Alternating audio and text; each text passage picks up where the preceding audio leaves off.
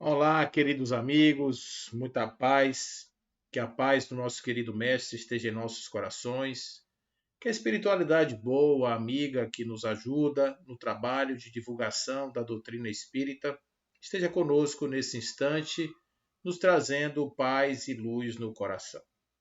Espero que todos estejam bem e hoje, no nosso assunto do dia, nós vamos falar sobre as parábolas do reino. O que significa isso? O que é o reino de Deus, conforme assim prometido por Jesus? O que significam essas alvissareiras propostas que animaram tantas pessoas a largarem suas vidas, abandonarem os seus trabalhos, entregarem os seus corpos às chamas, fazerem tudo isso em nome deste reino? Quem é este pregador itinerante que nos traz essa mensagem tão contundente, tão forte, tão transformadora? É sobre isso que a gente vai falar no dia de hoje. As parábolas do reino contam de que forma Jesus propõe a transformação do homem. O homem, assim como existia no século I, ainda carece de alguma orientação no sentido de conduzir a sua vida na direção de um porvir iluminado, de um algo melhor do que aquilo que ele normalmente carrega. E é por esse motivo que a importância imensa dessas parábolas ainda hoje, para que nós possamos prestar atenção no que Jesus nos falava a respeito disso. Vamos fazer uma viagem à Palestina do século I e vamos imaginar um homem bruto. Era um homem do campo, era um homem que cuidava da pesca, da agricultura. Não eram pessoas letradas, não eram pessoas que tinham a ciência, que estudavam, que filosofavam. Essa parte específica do mundo era de muito trabalho, era inclusive de muita dificuldade, por conta da situação que eles se encontravam. Roma, com sua águia dourada, imperava sobre todo aquele lugar, sobre aquele território, trazendo aos moradores, aos habitantes da Judéia, da Palestina de um modo geral, traziam a essas pessoas, Galiléia, Judéia, a Decápole, todos esses lugares componentes de toda uma região dominada pelos romanos, traziam os impositivos do pagamento dos impostos, deixavam até que eles cumprissem os mandamentos da sua lei, que tivessem até o seu templo, que adorassem o seu Deus. Eles não incomodavam em relação a isso, não, não. Mas havia sempre aquela coisa do senso da liberdade cerceada, que isso que eu acho que era contraditório a todo aquele movimento de dominação da terra que havia sido colocado como preceito, até mesmo como um presente da aliança, né, que foi firmada com Deus. Aquele pacto formado com o divino de que, de certa forma, a partir de um determinado momento, tudo aquilo pertenceria à descendência daquele povo. Mas agora era um império que estava ali dominando e eles não eram senhores de si mesmos, às suas próprias casas. Isso incomodava bastante. No mais, eram as dificuldades típicas do século I, a ausência da higiene. A cidade de Nazaré, por exemplo, só tinha um sanitário, só tinha um banheiro para toda a cidade. Também não eram muitas pessoas, eram algo em torno de 300 pessoas que usufruíam daquele espaço. E também a questão da diversidade de climas que havia, levando pessoas a viverem numa extrema abundância em zonas férteis, assim como também na extrema escassez nas zonas desérticas. Era um tempo difícil de verdade.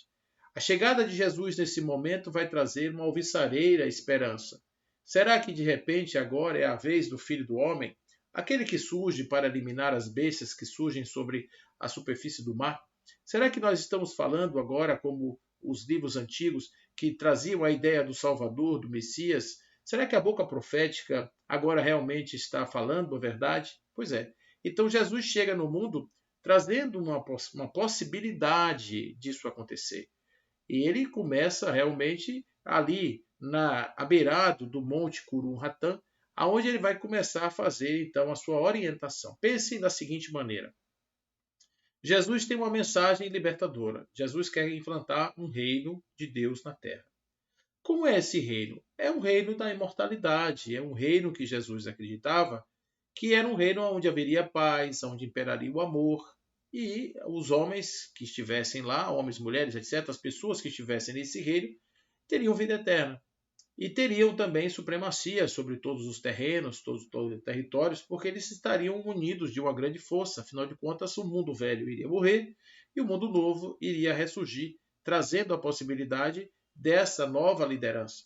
A liderança seria exercida por pessoas, claro, que iriam ocupar os lugares reservados nas famosas 12 tribos de Israel. Portanto, haveria um número de pessoas que deveriam ocupar esse espaço. A gente não pode esquecer jamais que Jesus era judeu.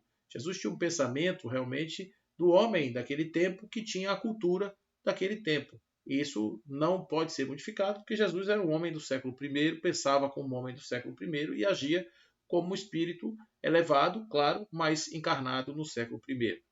Então, nesse cenário, ele vai arregimentar alguns dos seus, fazer alguns prosélitos entre os seus, entre parentes, primos e também conhecidos, ou pessoas que eram conhecidos dos seus conhecidos. Ele vai trazer Simão, vai trazer André, vai trazer Tiago, vai trazer João, vai trazer Bartolomeu, vai trazer Filipe, vai trazer Mateus, vai trazer uma série de pessoas que vão estar com ele. E esses serão os primeiros caminhantes, vamos dizer assim, aqueles que vão caminhar para e passo com ele fisicamente, vão andar nos seus passos, e à medida em que vão andando, ele vai ali doutrinando, mandando as suas mensagens, porque era importante, pensem bem, era importante que para além da pessoa de Jesus, que já era um espírito transformado, houvessem outros. Porque se de repente esses outros também fossem transformados, é sinal de que qualquer pessoa poderia ser. Imagine que eu pegasse um pescador bruto como Pedro, um homem já de uma certa idade, que não tinha cultura, um iletrado, analfabeto, e pegasse Pedro de repente ensinasse Pedro a exercer uma transcendência, a alcançar um reino, um patamar elevado na existência espiritual. Seria maravilhoso, porque isso significaria que outros Pedros, outros pescadores, outros homens mais rudes poderiam ter a chance também de fazê-lo. Então, essa ideia, essa pedagogia de Jesus foi muito interessante, porque ele pegou pessoas simples. Ele não pegou os doutos, não pegou os sábios, não pegou os homens do templo, não pegou aqueles que já conheciam, que eram os esotéricos ou exotéricos, ele não pegou esses daí. Ele não foi atrás dos essênios, ele não foi atrás desses. Ele foi atrás de pessoas simples, pessoas do chão, pessoas da ralé, pessoas da vida. E com isso ele vai começar a sua jornada. Agora imaginem, a grande promessa, alvissareira promessa de Jesus para eles era esse reino, esse tal desse reino, que eles não compreendiam. Eles achavam que eram tronos. Quando Salomé, que é a tia de Jesus, pede para que Jesus assente Tiago e João do seu lado, né, ali, ele diz, olha, vocês estão dispostos a beber do cálice que eu hei de beber? Eles dizem, sim, estamos dispostos a beber do cálice que você haverá de beber. Mas ele vai depois dizer, tudo bem, vocês estão afim de fazer, vocês estão cientes do que vai acontecer, mas quanto a sentar do meu lado, não é comigo, é com meu pai. Então ele já coloca essa situação das cadeiras em uma outra dimensão. Então não é exatamente um lugar de cadeiras e mesas que ele está falando. Ele está falando de um lugar diferente daqueles do plano da Terra, onde ele vai dizer que venceu o mundo, porque não é mais a coisa do mundo, não é mais nada que tem aqui que interesse para ele. Por isso, ele vai fazer esse desenvolvimento desse conjunto doutrinário que ele vai trazer para a Terra, que é, sem dúvida nenhuma, um dos maiores códigos de libertação de alma que nós podemos conhecer. Não é por outro motivo que na questão 625 de O Livro dos Espíritos, a gente vai encontrar, quando Kardec pergunta qual o espírito mais perfeito que já pisou na face da Terra, a resposta é, de forma inexorável, de forma inquestionável, é Jesus. Então Jesus foi o espírito, diz Kardec, que na forma humana ocupou o melhor espaço, digamos assim, dentro do corpo. Então isso realmente mostra o quanto era realmente poderoso o espírito que estava ali encarnado, trazendo essas mensagens libertadoras para aqueles primeiros, que seriam os seus primeiros alvos da sua pedagogia, digamos assim, iniciática. Mas Jesus chega no Monte Curumhatã, que é o Monte das Bem-aventuranças, que vai estar isso bem relatado, de forma bem detalhada, muito melhor do que nos outros evangelhos, as bem-aventuranças de Mateus. Mateus, ele não é o primeiro evangelho, embora apareça na ordem como o primeiro evangelho, mas ele é considerado o segundo evangelho do ponto de vista da datação histórica. Né? Isso aí é um dado de pesquisa. Marcos seria o primeiro, Mateus seria, portanto, o segundo evangelho em termos de datação. Então, mas Mateus, ele, embora tenha parte dele que deriva de Marcos, mas no discurso das bem-aventuranças ele abre uma linha poética, ele abre um aprofundamento impressionante, assim, em termos de capacidade de revelar naquelas bem-aventuranças coisas que estão na sabedoria universal, na cultura universal, como, por exemplo, bem-aventurados os corações puros, porque verão a Deus. Isso tem tudo a ver com a doutrina dos espíritos, que ensina que os espíritos da primeira classe e primeira ordem são espíritos puros, são puro espíritos, são aqueles que têm um coração, né, se usa essa expressão, o coração puro é aquele que tem um coração em essência, se revelando em atualidade, que é a pura expressão daquilo que verdadeiramente se é na essência, não na manifestação temporária, ignorante, não, na essência, na perfeição. Então, esses que têm um coração puro, eles se enxergarão a Deus porque serão exatamente a fruição de Deus através deles. Eles experimentarão a fruição de Deus em seus poros, em seu corpo, em tudo mais. Então, por esse motivo, a gente vê a grandeza dessa bem-aventurança. Uma outra é que é a bem-aventurança dos mansos, né? Que herdarão a terra. A gente fica dizendo, mas como assim herdarão a terra? No fim, quando esse planeta estiver devidamente migrado, a população tiver evoluído, só restarão aqui pessoas mansas, pacificadoras, que são aquelas que estarão aqui fazendo o papel de filhos de Deus.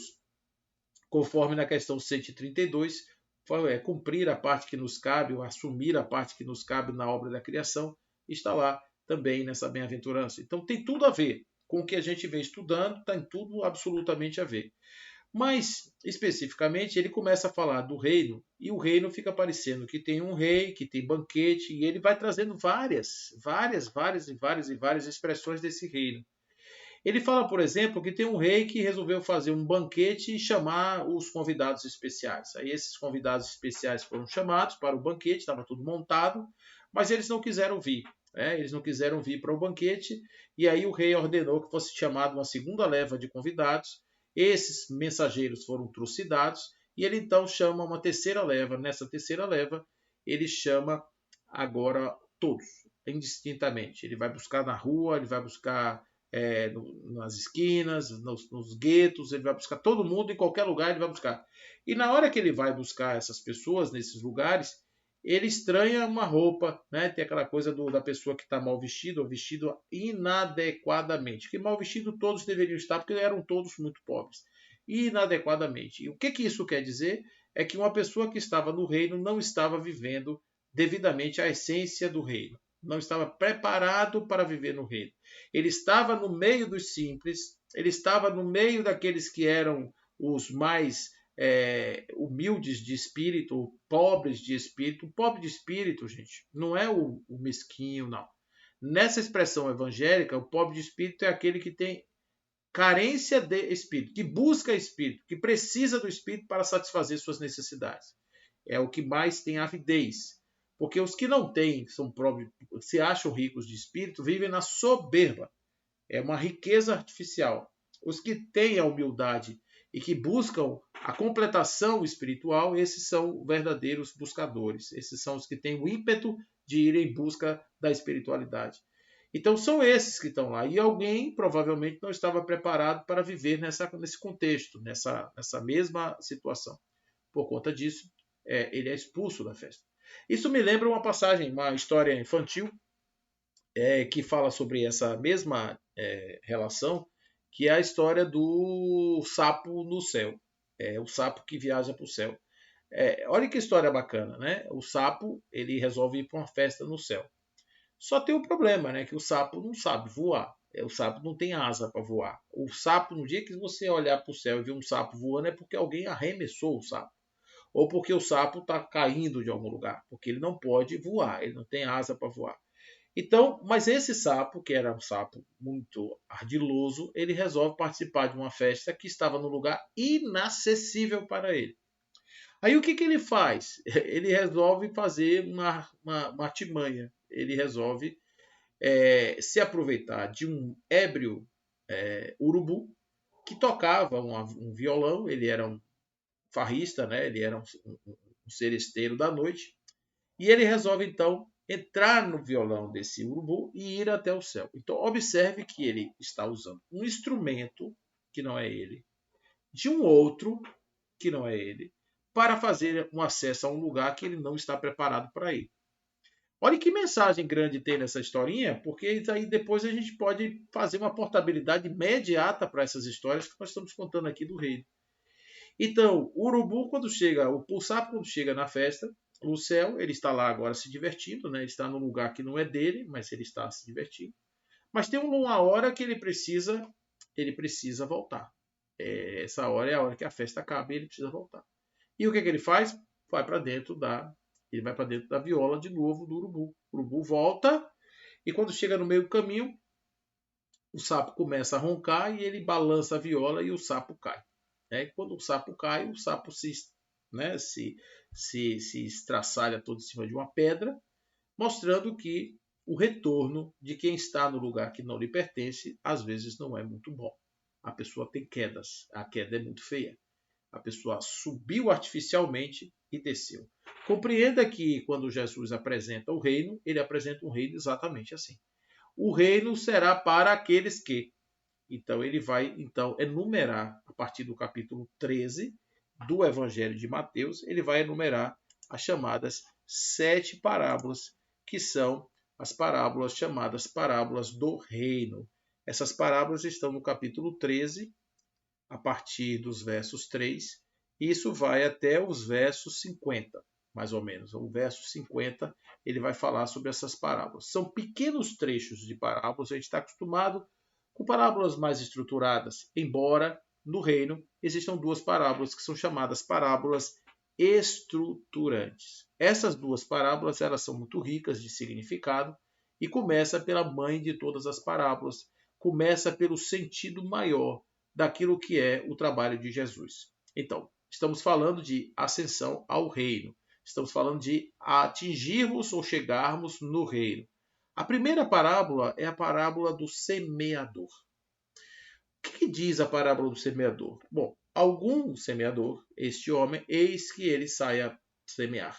É o seu trabalho, é o seu labor. E ele está muito generoso e jogando a semente em todos os lugares. Qualquer semelhança com Jesus é mera coincidência.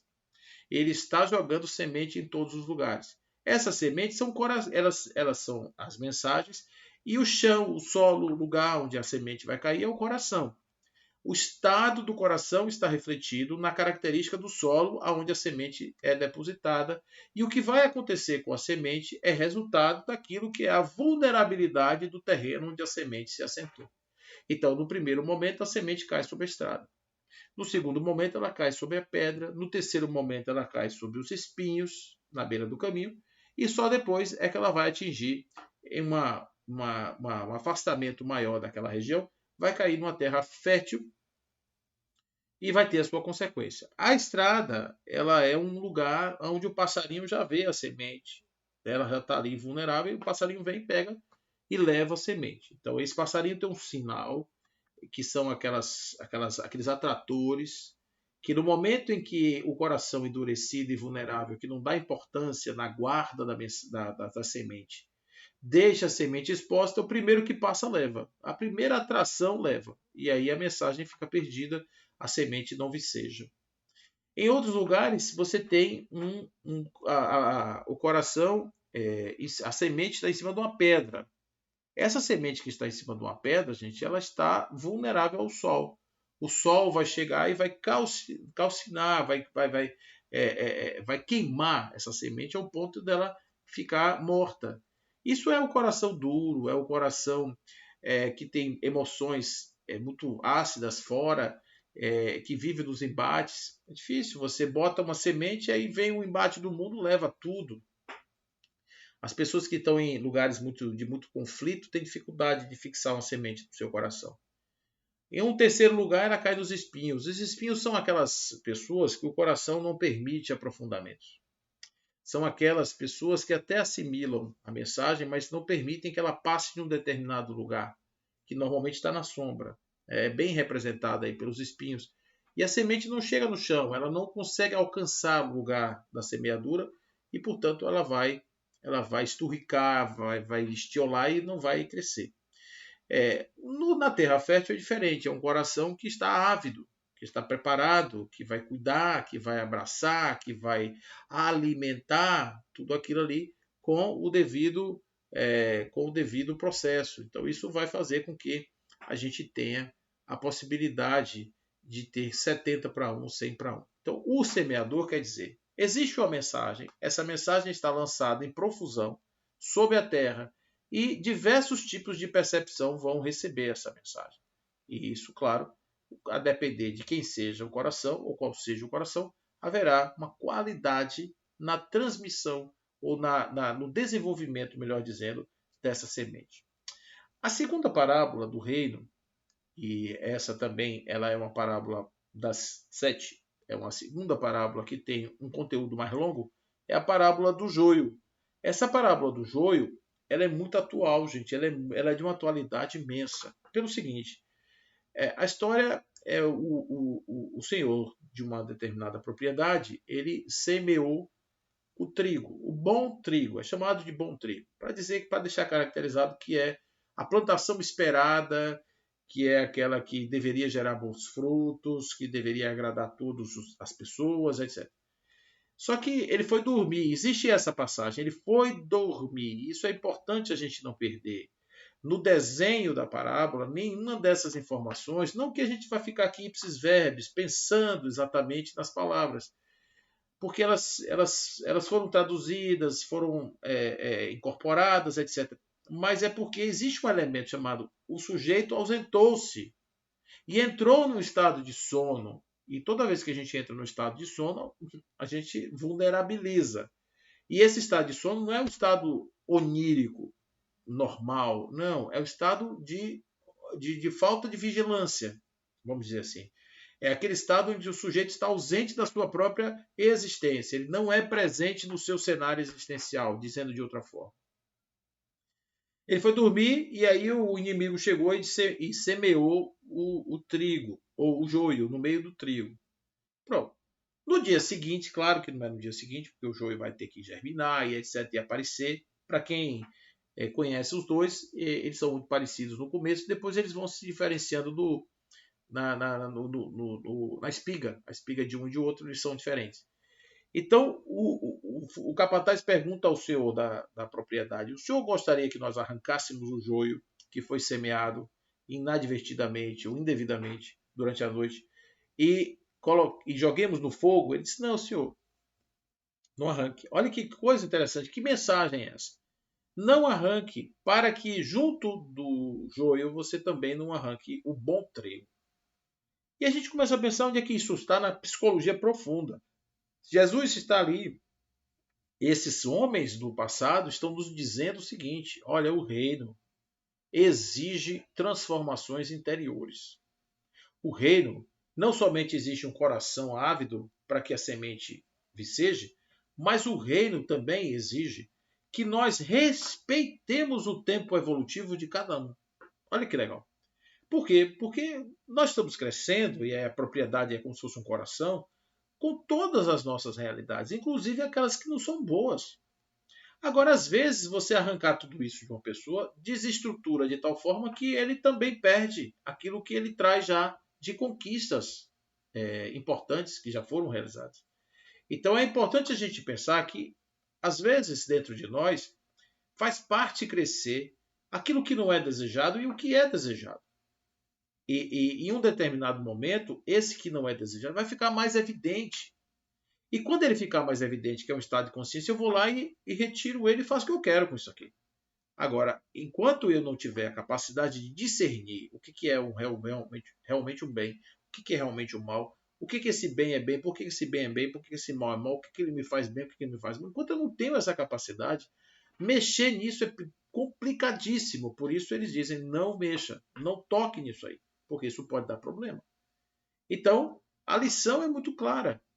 Então, nós temos, de um lado, a propensão de receber uma mensagem que é lançada de forma muito ampla, e depois nós temos uma segunda situação que é nós temos que acompanhar o crescimento das plantas que estão semeadas no nosso coração, e à medida em que elas apareçam, a gente pode fazer o discernimento sobre o que nós vamos manter e o que nós não vamos manter dentro de nós. Espero que fique claro que a gente está falando aí de um processo que é todo interno, todo, absolutamente. Tanto receber uma semente, quanto fazer, respeitar essa dinâmica evolutiva do coração, da alma, do espírito, é algo que vem de dentro para fora. A partir daí ele vai começar a fazer uma digressão sobre parábolas bem curtas, mas de uma sabedoria também muito, mas muito grande. E ele começa por uma parábola, que é a parábola famosa do grão de mostarda. A parábola do grão de mostarda, ela diz assim, que o reino dos céus é como um pequeno caroço de mostarda. É a menor das sementes, mas quando derramada em solo fértil, olha lá o solo, o coração maduro, ela produz uma árvore que é tão grande e viçosa que até os pássaros, os terceiros, se abrigam sobre ela. Ela passa a ser um receptáculo, um abrigo para aqueles que passam pela vida, né? Então você observa que é uma pequena semente insignificante, a princípio não tem importância, mas ela, quando o coração resolve dar a ela aso, resolve dar a ela importância, ela vai crescendo, vai ganhando espaço até se transformar numa grande árvore. Depois tem uma segunda parábola que para mim é uma das uma das mais bem elaboradas e mais sofisticadas parábolas do Evangelho, pelo tamanho que ela é. Ela é como, sabe, um louva-a-Deus. O louva-a-Deus é um animal extremamente ardiloso, estrategista e etc. E ele cabe num pedaço parecendo um fio de cabelo, assim, parece um graveto, né? É aquele animal. Como é que aquilo tem aquele comportamento naquele fininho?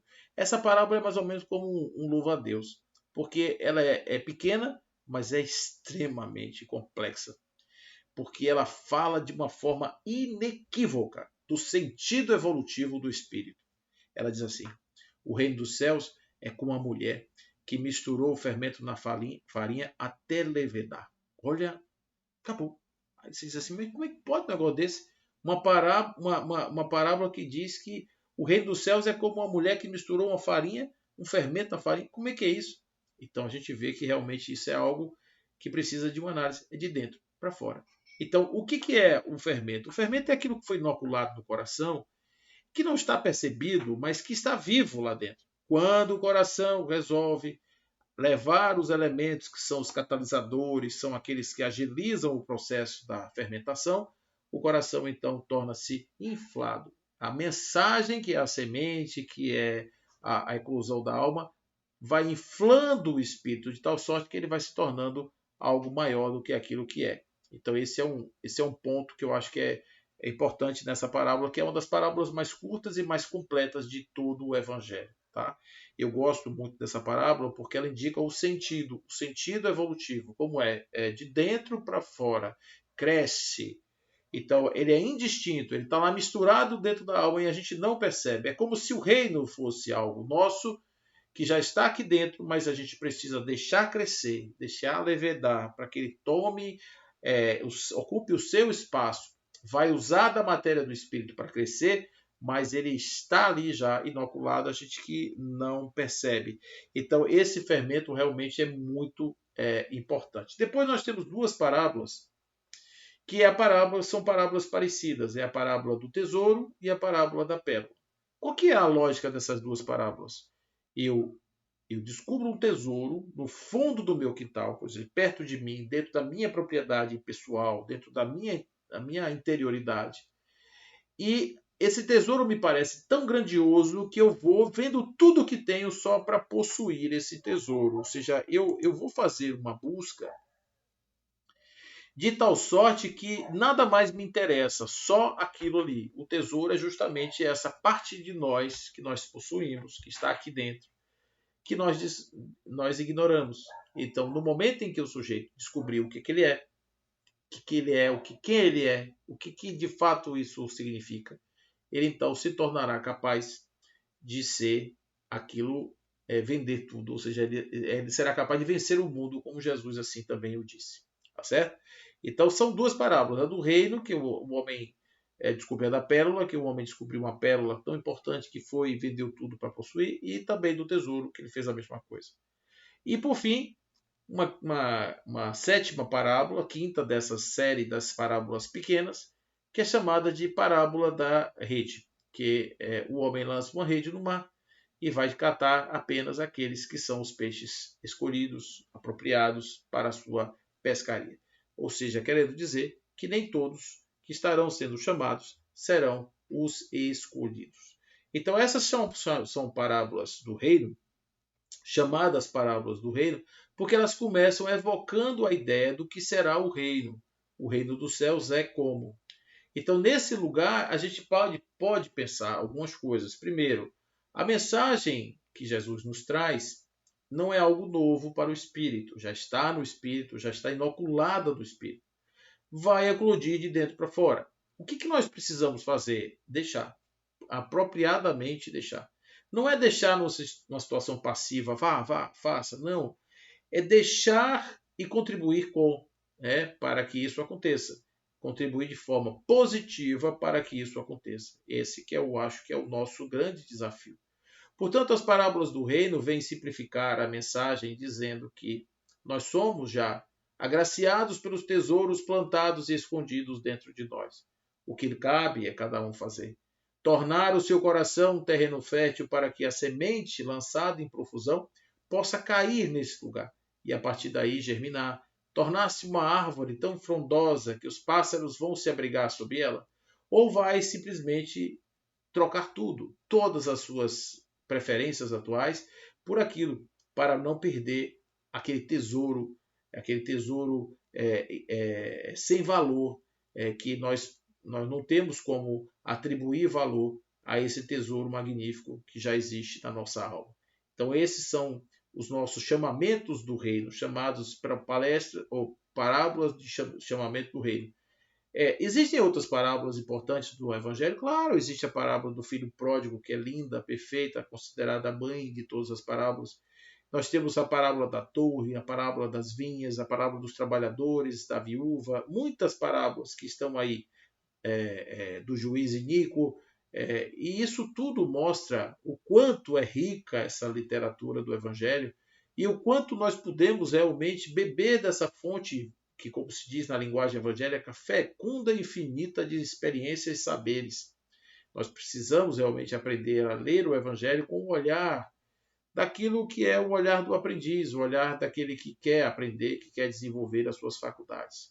Portanto, meus amigos queridos, vamos dar uma refletida sobre a presença do reino em nós e vamos imaginar que dentro da gente, no nosso coração, já existe uma semente bela, uma semente cheia de possibilidades e que a qualquer momento, quem sabe, é o nosso tempo dela germinar. Deixemos germinar em nós a semente do Consolador, vivendo em paz, em nome de Deus, e que assim seja.